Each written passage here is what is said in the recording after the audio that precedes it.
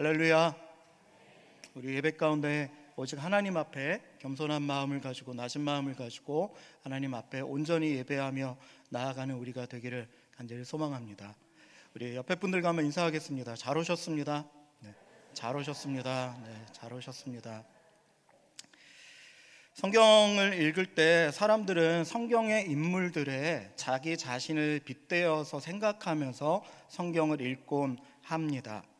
다윗과 골리앗의 이야기를 들을 때는 알게 모르게 나는 다윗이겠거니, 다윗이었으면 하는 마음으로 읽습니다. 다윗과 골리앗 이야기를 읽고 말씀을 들으면서 나는 골리앗이 아닌가라고 생각하는 사람은 거의 없습니다.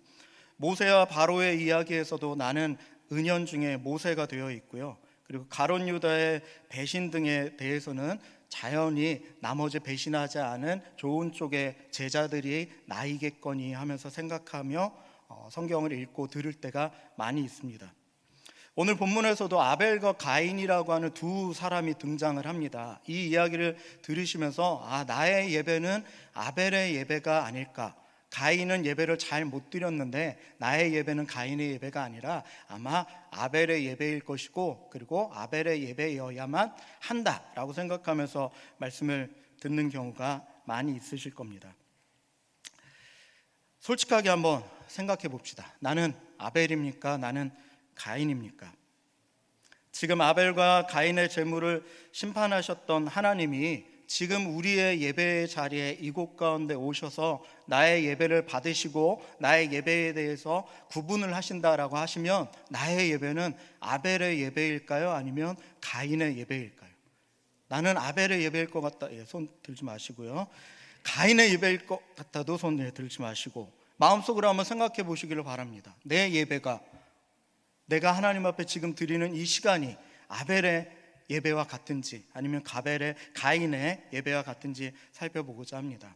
먼저 그러면 아벨과 가인 두 사람이 드렸던 예배, 제물의 어떠한 모습이었는지 한번 살펴보고 그 모습과 빗대어서 우리의 예배는 어떠한 모습인지 돌아보기를 바랍니다. 창세기 4장 4절부터 5절까지 말씀해 보면 이런 재미난 표현이 나옵니다. 우리 4절과 5절을 다시 한번 같이 한번 읽겠습니다. 시작. 아벨은 자기도 양의 첫 새끼와 그 기름으로 드렸더니 여호와께서 아벨과 그의 제물은 받으셨으나 가인과 그의 제물은 받지 아니하신지라. 가인이 몹시 분하여 안색이 변하니. 아멘. 이 구절 말씀 중에서 주요한 말씀의 부분이 있는데 제가 한번 읽어드릴게요. 여호와께서 아벨과 그의 제물은 받으셨으나 가인과 그의 제물은 받지 아니하신지라. 예배를 똑같이 드렸습니다. 제사를 아벨과 가인이 똑같이 드렸고요. 물론 제물의 종류는 달랐고 그 제물의 양과 모양은 달랐지만 둘 다 준비한 제물을 가지고 하나님 앞에 드렸는데 하나님께서 이 제물을 받으실 때 그 제물만 받으시는 것이 아니라 그 제물과 그 제물을 드린 사람을 함께 받으셨다라고 말씀하고 있다라는 것입니다. 더 정확히 말씀드리면 하나님이 제물을 받으시는 이유는 그 제물의 좋고 나쁨 때문에 그 제물을 받고 안 받고가 아니라 그 제물을 드린 사람을 받으셨다라는 사실입니다. 제물의 종류와 성격 이전에 내가 제물을 드리는 예배의 종류와 예배의 성격 이전에 예배를 드리고 있는 내가 하나님이 받으실 만큼 신실하고 믿음 있고 온전한 예배를 드리고 있는가가 더 중요하다라는 사실입니다. 이러한 내용에 대해서 우리 히브리서 11장 4절 말씀을 보면 이 맥락에서 함께 성경을 말씀하고 있는데요. 우리 함께 읽어보겠습니다. 히브리서 11장 4절입니다. 시작.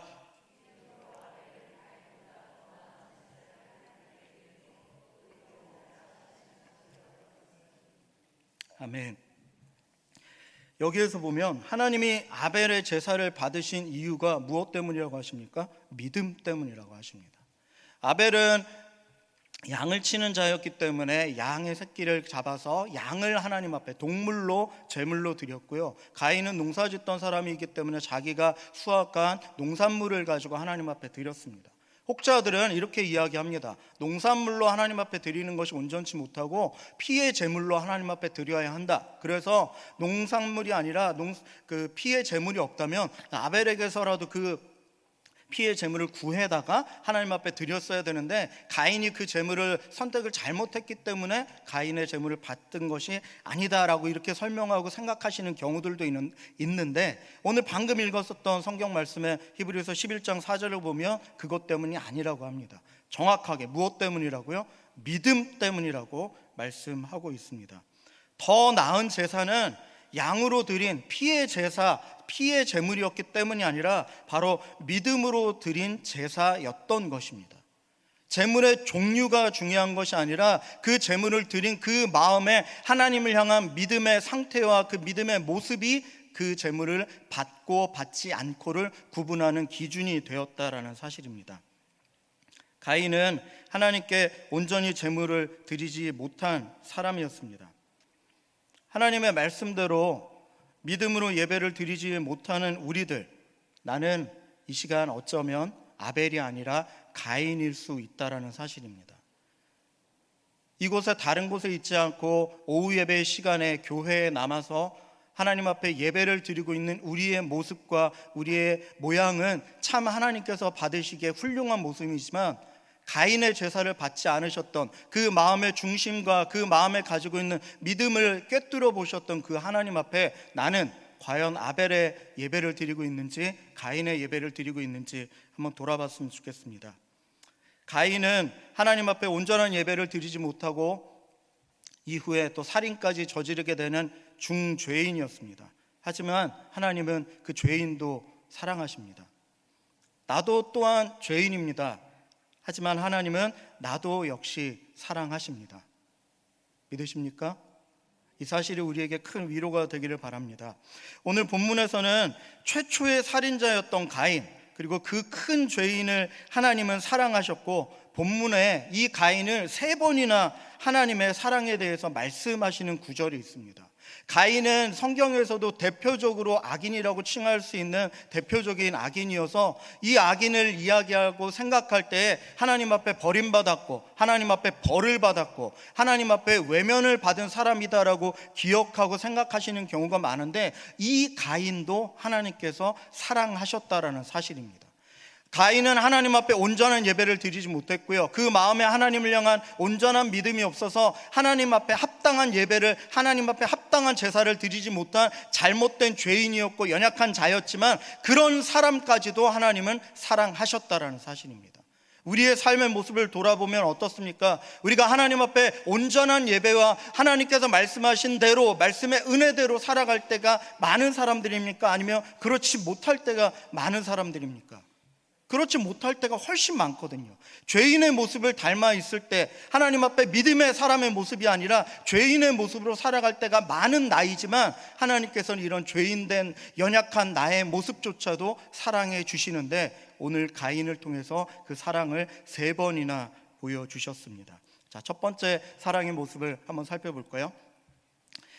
하나님께서 죄인인 가인을 사랑하셨던 첫 번째 모습은 잘못을 지적하는 방법으로 가인을 사랑하셨습니다. 우리 6절과 7절 말씀을 같이 한번 읽어보겠습니다. 6절 7절입니다. 시작. 여호와께서 가인에게 이르시되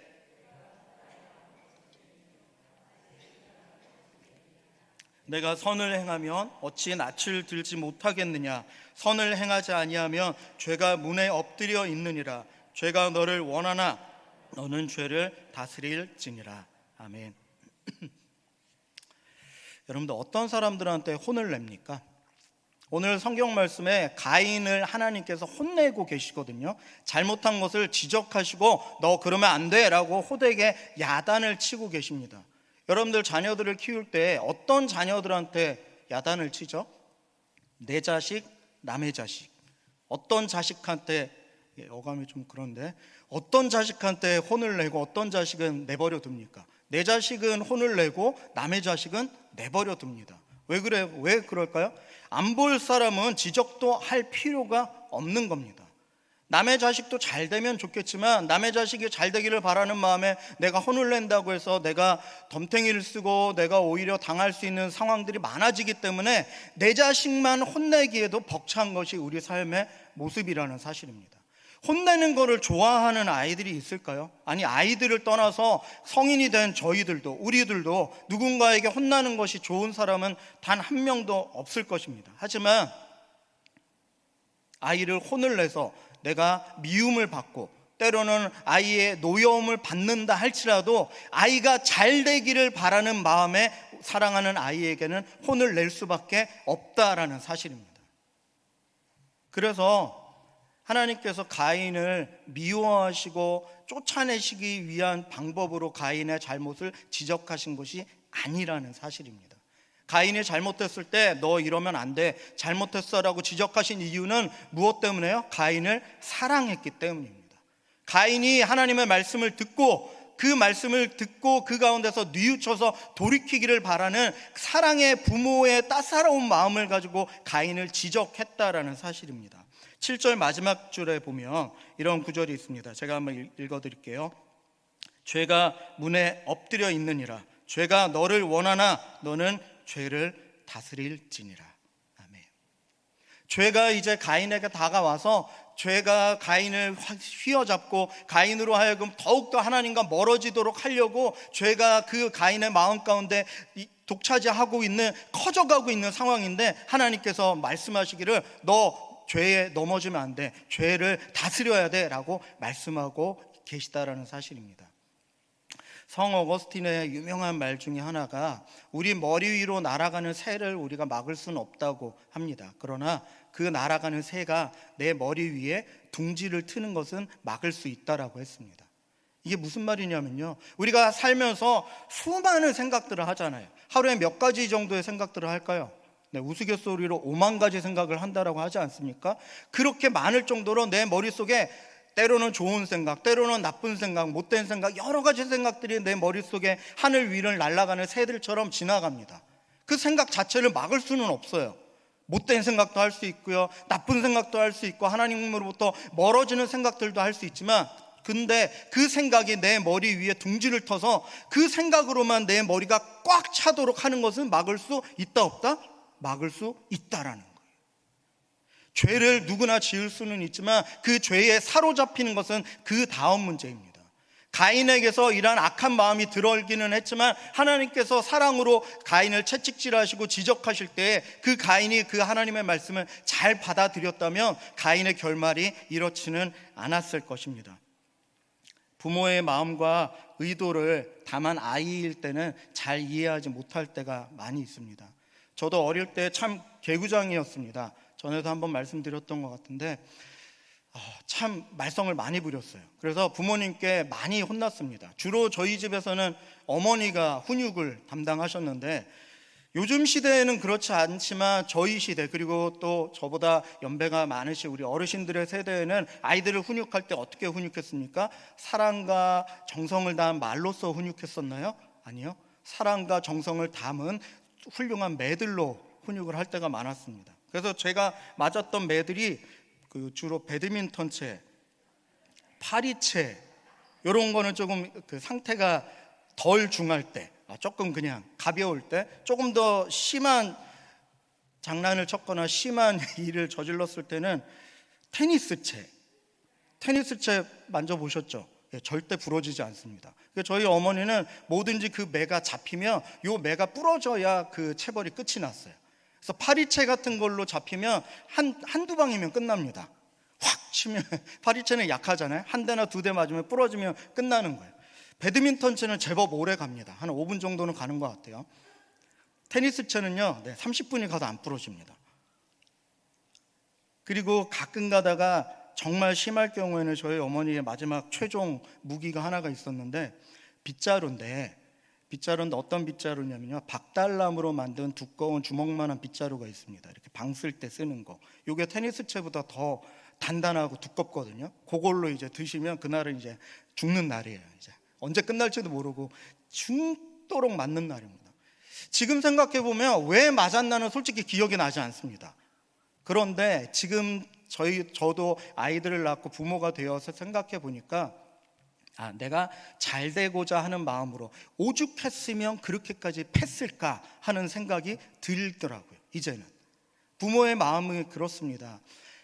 아이들을 혼내면 아이들이 그 부모의 마음을 100% 이해해서 엄마가 아빠가 나를 혼낼만 하니까 나를 때리시는구나, 내가 잘해야지 라고 생각하는 아이는 없습니다. 그 순간에는 이해도 못하겠고 내가 왜 맞아야 돼, 혼나야 돼, 내가 무슨 잘못을 했길래 라고 생각할 수도 있지만, 하나님께서 그렇게 우리를 지적하시고 잘못에 대해서 말씀하시고 성경을 통해서 말씀을 통해서 우리에게 지적하시고 알려주실 때 그것들을 온전히 받아들일 수 있는 믿음이 우리에게 있기를 바랍니다. 하나님께서 왜 지적하시냐면요, 우리를 뭐 하시기 때문에? 사랑하시기 때문에. 우리를 미워하는 것이 아니라 사랑하시기 때문에 지적하신다라는 사실입니다. 두 번째, 가인을 사랑하셔서 행하신 하나님의 방법이 있습니다. 두 번째는요, 첫 번째는 지적을 하셨고요, 두 번째는 회개할 기회를 주셨습니다. 무엇을 주셨다고요? 회개할 기회를 주셨대요. 잘못을 돌이킬 수 있는, 뉘우칠 수 있는 기회를 주셨답니다. 우리 9절 말씀을 같이 한번 읽어보겠습니다. 9절입니다. 시작. 여호와께서 가인에게 이르시되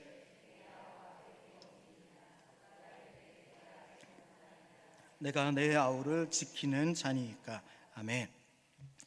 하나님께서 가인에게 물어보십니다. 뭘 물어보셨죠? 네 아우, 네 동생 아벨이 어딨니? 라고 물어봅니다. 이 상황은요, 이미 가인이 아벨을 쳐서 죽인 상황입니다. 가인이 아벨이 어디 있는지 알았을까요? 몰랐을까요?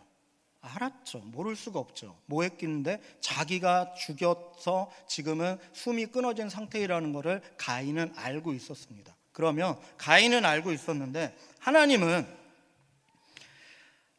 아벨이 어디 있는지 모르셨을까요? 하나님이 조금 그 시간에 마침 눈이 좀 어두워지셔가지고 아벨이 어디 있는지 안 보이셔서 가인한테 물어보셨을까요? 야 가인아, 아벨 어디 갔니? 그렇지 않다라는 거예요. 하나님은 이미 아벨이 어디 있는지, 어떤 상황이 있는지, 어떤 일을 당했는지 이미 알고 계셨다라는 사실입니다. 그러면 하나님께서 왜 물어보셨을까요? 왜요?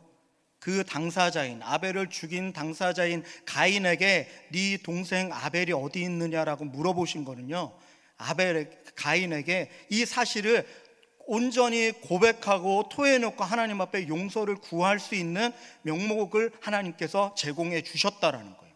때로는 여러분들 그럴 때 있지 않습니까? 내가 잘못한 거는 알아요. 내가 실수한 거는 알아요. 그래서 잘못해서 용서를 구해야 되는 것도 알아요. 근데 뭐 하나가 부족해서 용서를 구하지도 못하고 뉘우치지도 못합니다. 뭐가 부족해서요? 용기가 안 나는 거예요. 내가 잘못했다고, 내가 죄를 저질렀다고, 내가 이런 실수를 했다라고 얘기하면 친구들한테 혹은 부모님한테 혹은 선임들한테, 선배한테, 윗사람한테 혼나지는 않을까? 내가 크게 잘못되지는 않을까? 그래도 내가 조용히만 있으면 그냥 넘어가지는 않을까? 이런 여러 가지 오만 가지 생각이 들 때 용기가 없어서 고백하지 못하는 연약한 마음들이 우리 마음 가운데 많거든요. 하나님께서 그 사실을 아셨던 거예요. 그래서 가인에게 용기를 내서 고백할 수 있는 멍석을 다 깔아주신 거예요. 다 대놓고 물어봐 주셨습니다. 가인이 죽인 당사자인 아벨, 가인도 있고요, 아벨에 대해서도 다 알고 있는 가인에게 야 아벨이 어디 있니? 라고 물어봤을 때 가인은 뭐만 하면 됐어요? 솔직하게 그냥 하나님께서 물어보시는 대로만 대답했으면 됩니다. 아벨이 들에서 제가 죽여서 누워서 숨이 끊어져 있습니다 라고만 얘기했으면 됐던 거예요. 그런데 가인은 그 하나님의 두 번째 사랑의 손짓들 받아들이지 않고 그 손을 잡지 않았던 것입니다. 도자기를 귀하게 여기는 한 가정이 있었습니다. 집에 갑옷처럼 굉장히 비싼, 저는 도자기의 종류를 잘 몰라서 고려 청자니, 조선 백자, 그런 아무튼 비싼 도자기를 가지고 있는 집이 있었어요. 그래서 너무 애지중지하고 그 부모님들이 그 도자기를 사랑하고 매일 먼지가 묻지 않도록 깨끗하게 닦고 보면서 즐거워하고 행복해했습니다. 그 집에 아이가 한 명 있었는데 그 아이가 하루는 재미나게 혼자서 잘 놀다가 그 도자기를 잘못해서 깨뜨려 버렸던 거예요. 그래서 그 부모가 아이한테 물어봤답니다. 도자기가 왜 깨졌어? 라고 물어봤대요. 여러분이 부모의 입장이라면 이 질문을 왜 했을까요? 도자기가 왜 깨졌는지 몰라서 물어봤을까요? 이 집에는 아이라고는 얘 하나밖에 없고 아내와 남편은 이 도자기를 깰 가능성이 제로에 가깝고, 그렇다면 이 도자기가 깨졌다면 99% 누구의 잘못이다? 아이의 잘못이라는 것을 알고 있었지만 물어봅니다. 아이야, 도자기가 왜 깨졌을까? 라고 물어봤을 때 그 질문을 한 의도는 뭐예요? 네가 사실대로 얘기하며 용서해 줄게 라는 그 마음이 지면에 깔려 있다라는 사실이에요. 하나님께서 가인에게 물어보신 이유도 바로 그렇습니다. 하나님께서 가인에게 잘못을 뉘우치고 회개할 수 있는 기회를 주셨는데 그 하나님의 사랑의 손길을 가인이 잡지를 못했던 것입니다.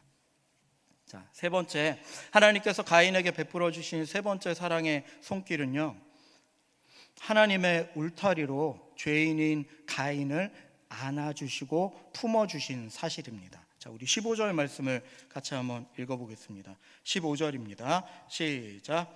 여호와께서 그에게 이르시되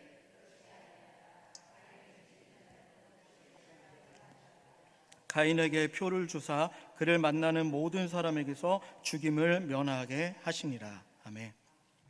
하나님은 가인이 큰 죄를 지은, 그리고 최초의 살인이라고 하는 어마어마한 그 성경시대의 인류 역사상 모든 시대 가운데 회자가 될 정도로 아주 큰 죄를 저지른 정말 중죄인이었음에도 불구하고 세 번이나 연거푸 가인이 회개하고 가인이 하나님 앞에 자신의 잘못을 고백하고 하나님 은혜 가운데 돌아올 수 있는 사랑의 손길을 계속해서 내미셨습니다. 그럼에도 불구하고 끝끝내 가인은 그 하나님의 손길을 거부하셨던 거예요.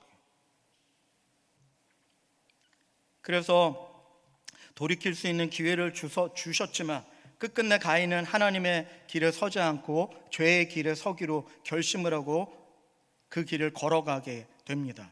그러나 놀랍게도 하나님은 끝끝내 자신을 따르지 않고 죄의 길을 걸어가는 가인을 사랑의 울타리로 감싸서 그를 보호해 주시기로 결심을 하셨다라는 사실입니다. 15절 말씀에 보니까 가인을 죽이는 자는 벌을 7배나 받으리라 하시고 가인에게 표를 주사 그를 만나는 모든 사람에게서 죽임을 면하게 하셨다라는 사실이에요. 가인이 하나님 앞에 용서를 구했나요? 하나님 앞에 하나님 잘못했습니다, 용서해 주세요, 다시는 안 그럴게요, 제가 잘못했지만 하나님 저를 불쌍히 여겨서 저를 벌하지 말아주세요 라고 이런 고백이 있었습니까? 한 절도 없었습니다. 하나님께서 여러 번의 기회를 주셨지만 가인은 끝끝내 하나님의 사랑의 외침을 외면하고 하나님 앞에 죄인으로서 하나님의 말씀을 어기고 온전한 믿음의 길로 걸어가지 않고 끝까지 하나님을 외면하여서 하나님과 반대되는 길로 걸어가는데, 그럼에도 불구하고 하나님께서는 그 배은망덕한 가인을 끝까지 사랑의 울타리로 감싸서 보호해 주신다라는 사실입니다. 하나님이 이런 분이십니다. 내가 잘해서 내가 하나님 앞에 사랑받을 만해서 나를 사랑하시는 것이 아니라 나를 사랑하시기 때문에 내가 잘못됐을 때는 혼을 내시기도 하시고 책망하시기도 하시고, 그래서 올바른 길로 믿음으로 굳건히 서기를 바라셔서 우리를 호되게 야단치실 때도 있지만 그 야단치심에도 끝까지 내 마음을 돌이키지 못하고 하나님 앞에 온전히 그 하나님의 사랑을 받아들이지 못하고 믿음 안에 서지 못할 때도 많이 있습니다. 그러면 하나님께서 고얀 놈, 너 임마 이제 두고 봐, 내가 어떻게 혼내주는지 라고 우리를 몰아세우시는 게 아니라 우리가 그 하나님의 사랑을 깨닫고 돌아올 때까지 최소한 죽지 않을 정도로, 최소한 그 큰 고통 가운데 하나님과 완전히 단절되지 않을 정도로는 그 사랑의 울타리로 우리를 감싸서 보호해 주신다라는 사실입니다. 마태복음 18장 21절과 22절 말씀을 같이 한번 읽겠습니다. 시작. 그때 베드로가 나와 이르되 주여, 형제가 내게 범하며 몇 번이나 용서하여 주리이까? 7번까지 하오리이까? 예수께서 이르시되 내게 이르노니 7번뿐 아니라 70번까지라도 할지니라. 아멘. 베드로가 나와 예수님께 묻습니다. 형제가 잘못을 하면 몇 번까지 용서해 줄까요? 7번까지 용서해 주면 될까요? 이 7번도 여러분들 굉장히 많은 숫자입니다. 대단한 숫자입니다. 여러분들 아이가, 여러분들의 자녀나 여러분들의 가족들이 말을 안 들어서 혼이 날 때 몇 번까지 똑같은 잘못에 참으실 수 있을까요? 자, 저희 집에서 있었던 일을 잠깐 말씀드리면, 누군지는 그 둘 중에 1호인지 2호인지는, 밥 먹을 때 식탁에서는 장난치지 말라라고 이야기합니다. 그렇죠? 이게 너무 엄청난 요구인가요?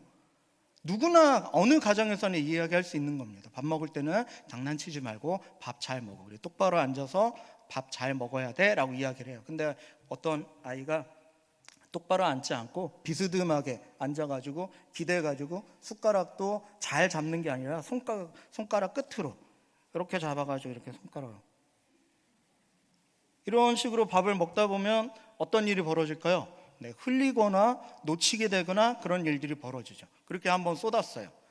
그래서 참고 그러면 안 돼, 똑바로 앉아서 숟가락 똑바로 들고 밥 잘 먹어야지, 한번 잘 참았습니다. 하나님의 사랑의 마음으로.